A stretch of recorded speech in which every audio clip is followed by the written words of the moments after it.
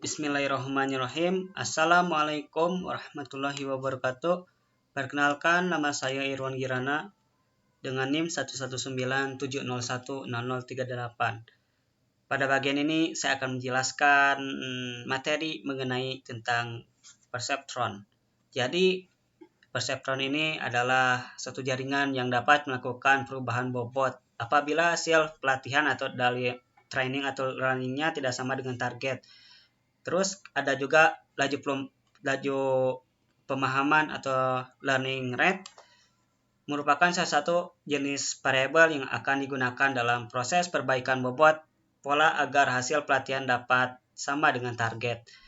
Jaringan perseptron ini merupakan salah satu jaringan yang mampu mengenai pola dengan baik dan lebih baik daripada jaringan HEB.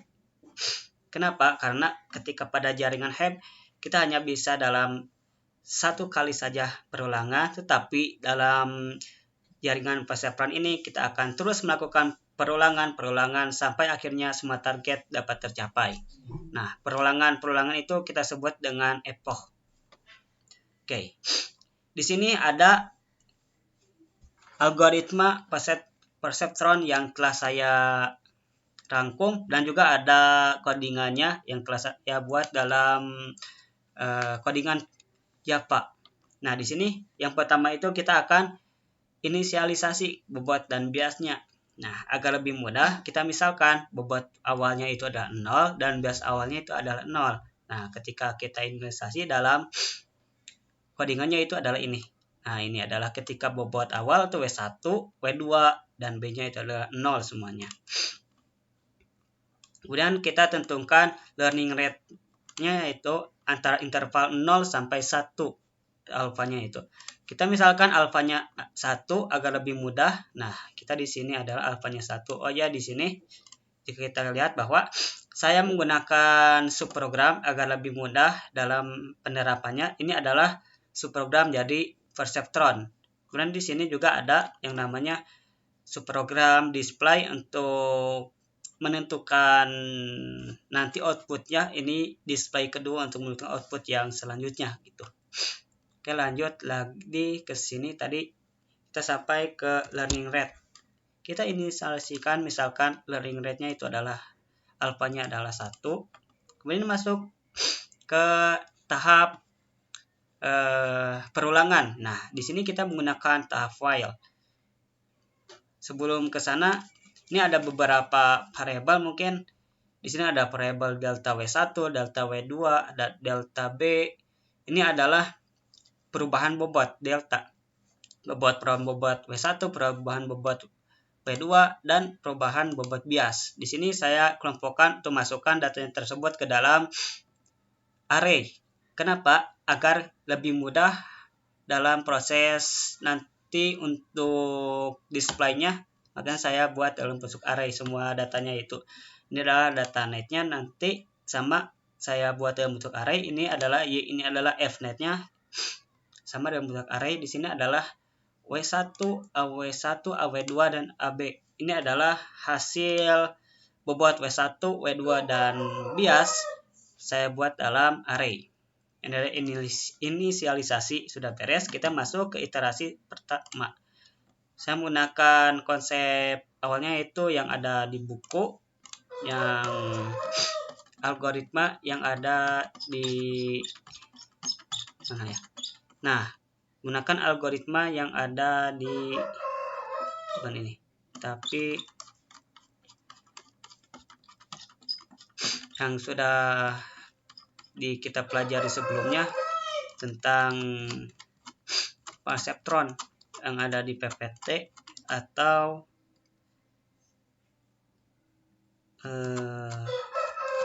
algoritmanya itu yang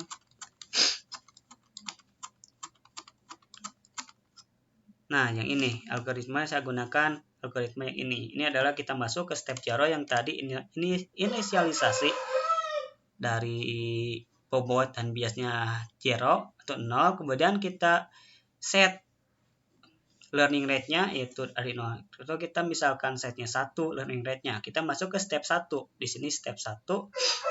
Step 1 dalam iterasi. Nah, di sini kita while gunakan looping while di mana bahwa kondisi akan berhenti ketika kondisi salah. Makanya di sini kita rubah dulu kondisinya itu adalah benar untuk kondisi awalnya. Nah, ketika kondisi benar maka akan terjadi perulangan.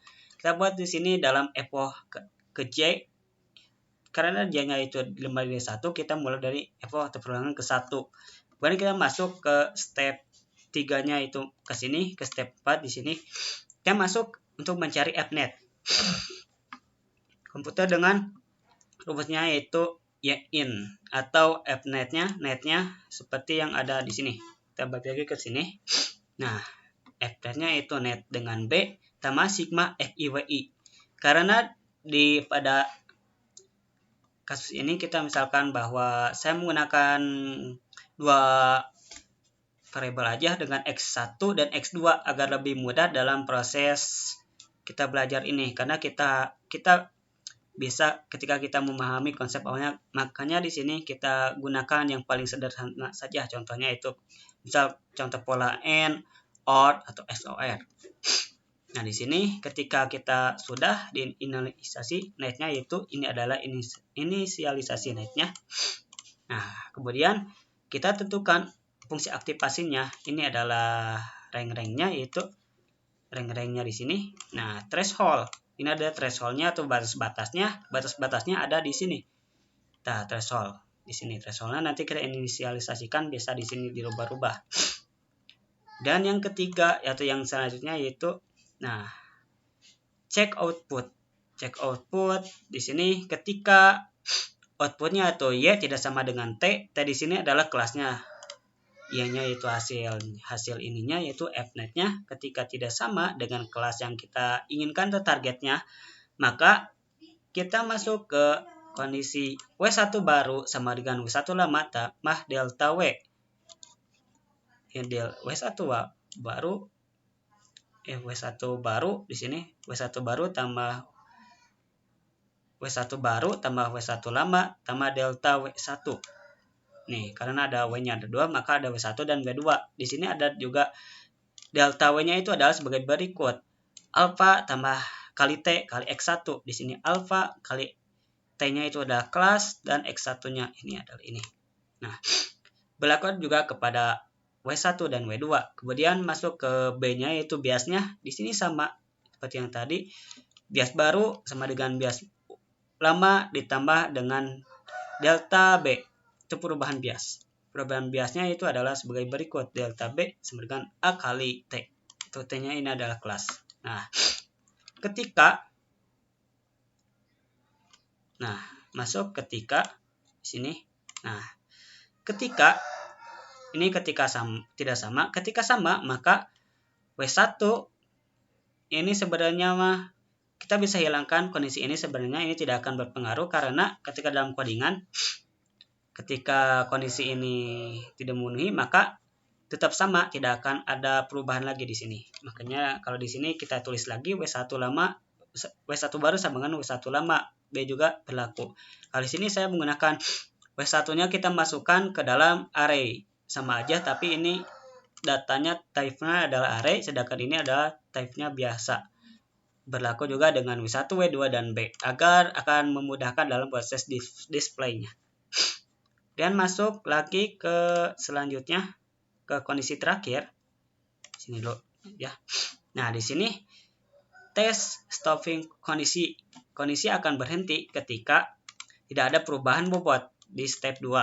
Step 2 yang ini. Nah, ini adalah perubahan bobotnya. Nah, di sini ketika tidak ada perubahan bobot, itu artinya bahwa ketika kelasnya itu semua kelas atau targetnya sama gitu ketika dengan outputnya. Nah, ketika sama semuanya dalam kondisi epoch tertentu gitu, tidak ada perubahan lagi, maka kita rubah kondisi menjadi salah. Maka ketika kondisi ini menjadi salah, otomatis kondisi perulangan yang di sini akan berhenti. Nah, itu adalah algoritma dari perseptron untuk yang biasa. Kemudian di sini saya ada manipulasi sedikit, banyak sih manipulasinya, tapi di sini ada hasil. Hasil di sini saya mengambil W1, W2, dan B. Ini adalah W1, W2, W B yang terakhir, artinya yang tidak mengalami perubahan bobot lagi. Ini adalah W1, W2-nya. kita ambil dan kita return agar kita bisa dalam proses pengecekan apakah bobotnya itu sudah clear, benar. Ketika kecek apakah sama, ketika sama berarti itu dalam proses belajarnya sudah berhasil. Seperti itu.